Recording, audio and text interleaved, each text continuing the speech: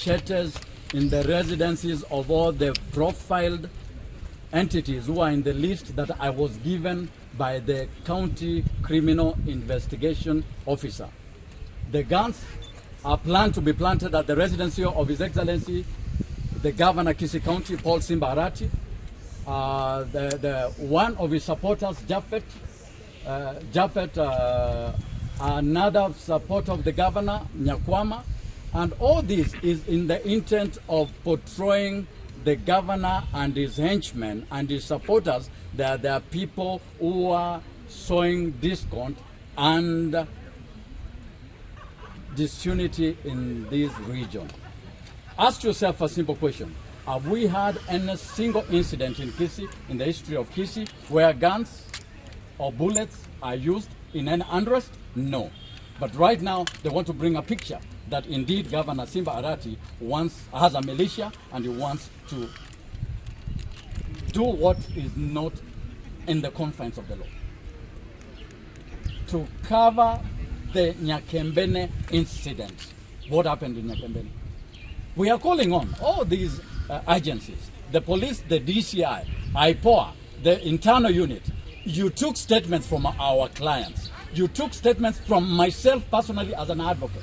We are calling on you to bring out the results, or rather give us an update of what the statements from the Nyakembene incident, the progress you've made in the investigations, and the report to be brought out for the Kenyan citizenry to know what exactly happened in Nyakembene.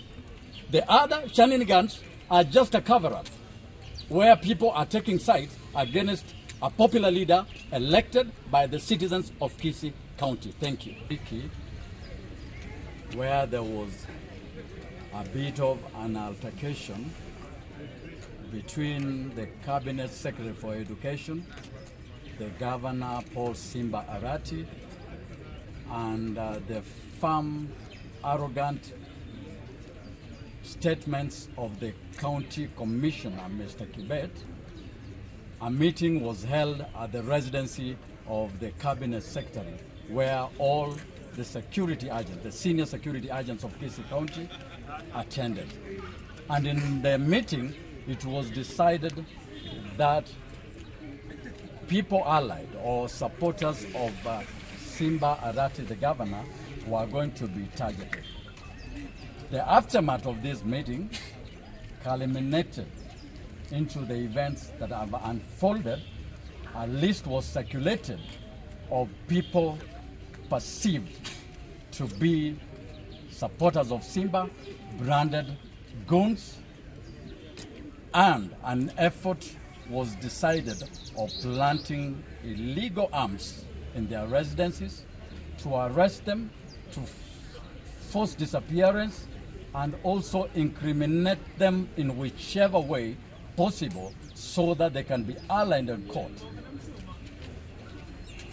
The decisions that were made were not limited extrajudicial killings.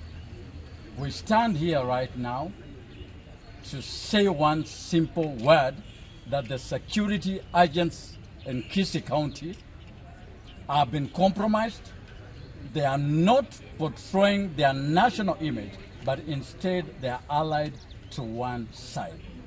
What is the reason for the present happenings in Kisii?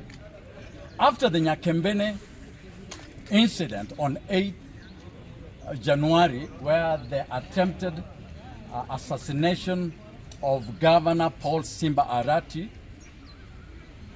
the investigative agencies and other government agencies that were charged with this incident, we are reliably informed that I have given recommendation that the chief whip, the Honorable Osoro, who's an advocate like myself, is culpable and should take the dock or be tried for the crimes that were committed at Nyakembene. All the events that we are seeing right now are just an opportunity that has been sourced to try and divert the attention of the masses, to try and diffuse the chief whip being aligned in court. Today morning, we have had a lengthy meeting with the County Commander, Mr. Charles Kisii, and the County Criminal Investigation Officer. They have given us a list of names of suspects or supporters of Governor Simba Arati who they want us to produce today and tomorrow for them to write statements. On the same note, the County Commander and the County Criminal Investigation Officer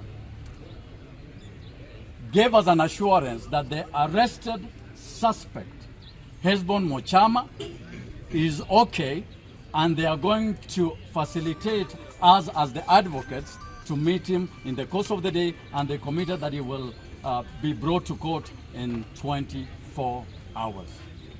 We call upon